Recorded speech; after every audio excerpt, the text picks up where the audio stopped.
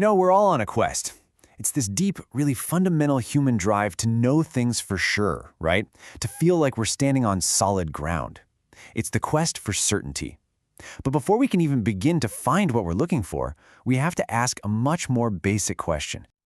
But hang on, is that even the right question to be asking? Because before we can get anywhere close to an answer, we first have to get a handle on what certainty even means. And as it turns out, it's not just one thing, it's two. So, right off the bat, we've got to understand this critical split. On one side, you've got psychological certainty. That's the powerful gut feeling of conviction, That feeling of, I just know I'm right. But on the other side, there's epistemic certainty. And that's all about having a solid, objective, airtight justification for your belief. And this is the core of the whole problem. Feeling right and actually having a reason to be right are two completely different things. And this divide? Oh, it's perfectly captured in a scenario we've probably all seen or maybe even felt. Picture a brilliant math student who just totally aces an exam. Every answer is correct. Epistemically, they are on solid ground. Their knowledge is justified. But psychologically, they could be an absolute nervous wreck, totally convinced they failed. Their feeling of certainty is completely disconnected from the facts. So if we're on this quest, then this is the Holy Grail. Absolute certainty. It's a belief so solid that it's beyond any possible rational doubt. Now, we really only find this kind of perfect certainty in abstract truths, things that are true by definition, like a bachelor is an unmarried man. Sure, it's certain, but it doesn't really tell us anything useful about our messy, complicated world. All right, so with that in mind, let's go on a little tour. Think of it like we're mapping out different areas of knowledge to see where and if certainty actually lives. First stop, the land of mathematics. This seems like the safest bet, right? It's all built on logic, on these beautiful, airtight arguments using deductive reasoning. The conclusions feel just undeniable. But, and this is a huge but, there's a catch. The entire magnificent palace of mathematics is built on a foundation of axioms.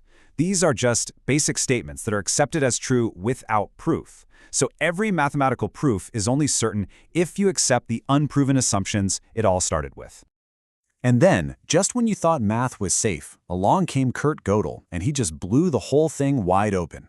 His famous incompleteness theorems proved that in any complex system of math, there will always be statements that are true, but which you can never, ever prove using the rules of that system. So even in this purest world of logic, there are fundamental, unbreachable limits to what we can be certain of. Wow. Okay, let's move on to the natural sciences. Here, the rules of the game are totally different. The great philosopher Karl Popper pointed out something really crucial. Science doesn't actually prove things true. It can't. What it does instead is try to prove things false. A good scientific theory is one that can be tested and, importantly, could potentially be proven wrong. And what that means is that all scientific knowledge is provisional. It's simply the best explanation we have for now. And you can see this process play out so dramatically throughout history. For decades, the scientific certainty was that the Earth's continents were fixed in place. Alfred Wegener's crazy idea of continental drift was basically laughed at. But then, new data started pouring in. Brand new maps of the ocean floor that showed these massive ridges and weird magnetic stripes. The evidence just became overwhelming, and the old, comfortable paradigm shattered. It was replaced by the revolutionary theory of plate tectonics, which became our new provisional truth. Now, let's jump over to the world of history. And boy, if science is a map that's always being updated, history is more like a mosaic being built from what one historian called a heap of broken fragments. Historians can't run experiments on the past. They have to painstakingly piece together stories from sources that are incomplete, biased, and often totally contradict each other. And what about the arts? Can you be certain about art? Well, not in the way a scientist or mathematician can. Certainty here is really a social construct. It's created when a whole community of people agree on something. A painting becomes a masterpiece because a group of knowers, critics, curators, the public, reaches a consensus that it is. The truth of its value is literally created by that shared agreement. So let's just zoom out for a second and look at our map. As you can see, each of these areas has a completely different relationship with certainty. Math gives us this near absolute certainty, but it's abstract and conditional. The natural sciences give us incredibly reliable knowledge, but it's always provisional, always open to being overturned. History is interpretive, built from fragments, and the arts find their certainty in a shared consensus. It seems like the more we engage with the messy human world, the less absolute our certainty can ever be. But here's the thing. Our quest isn't just about navigating these different lands of knowledge. We also have to face the monsters on our map, and these are the ones that live inside our own minds, the hidden forces that warp our perception of reality. So, meet the biggest, baddest monster of them all, confirmation bias. It's our brain's natural tendency to act like a loyal bodyguard for whatever we already believe. It actively seeks out evidence that agrees with us, and it conveniently ignores, downplays, or just plain forgets anything that might challenge us.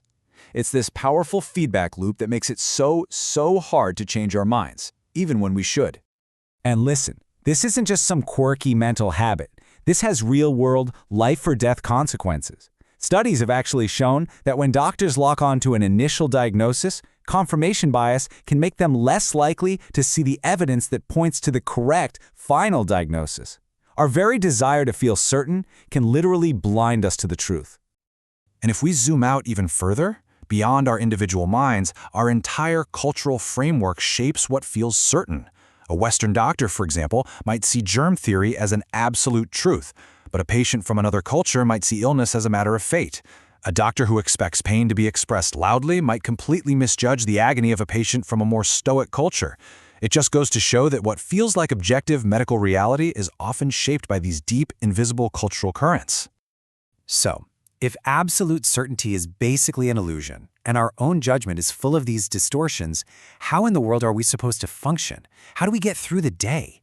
Let's try to bring this wisdom home and figure out how we can navigate a world that is, at its core, uncertain.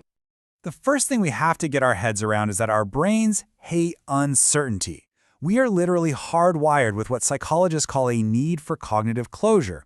It's this powerful, nagging desire to just get a clear answer, any answer, to escape the mental itchiness of ambiguity. And this is exactly why we're so vulnerable to simplistic ideas or conspiracy theories. They offer the sweet relief of feeling certain. Now you can see this tension handled in two totally different but equally brilliant ways in the real world. In medicine, you have to embrace uncertainty. Doctors know every patient is unique, so they work by balancing probabilities. They even use specific language like possible or probable to communicate that doubt. But in aviation engineering, you have to manufacture certainty. Failure is just not an option. So they systematically engineer risk right out of the system. And here's one of their coolest tricks for doing that. It's called a factor of safety. It's basically a built-in buffer. An engineer calculates the absolute maximum stress a plane's wing will ever face, and then they design it to withstand 1.5 times that amount. It's a really practical, clever technique for creating an incredibly high degree of certainty in a very uncertain world. And this leads us to the central, mind-bending paradox of this whole quest. Our individual minds are wired to crave certainty, to seek closure, to reject doubt. But our greatest collective achievements as a species, things like science, philosophy, even democracy, are all built on the exact opposite principle, on institutionalized doubt, on rigorous skepticism, and on the fundamental understanding that all our knowledge is temporary. Which means that the real prize, the actual treasure at the end of this journey, isn't finding absolute certainty. It's gaining something far more precious, far more useful: epistemic humility. It's the wisdom that comes from truly, deeply understanding the limits of what you know.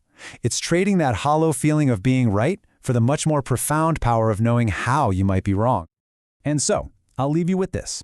If chasing the ghost of certainty is a fool's errand, what happens if we shift our entire focus? What if the goal isn't to stamp out doubt, but to actually harness it? What might you discover if you started trading doubt not as a weakness, but as your single most powerful tool for learning?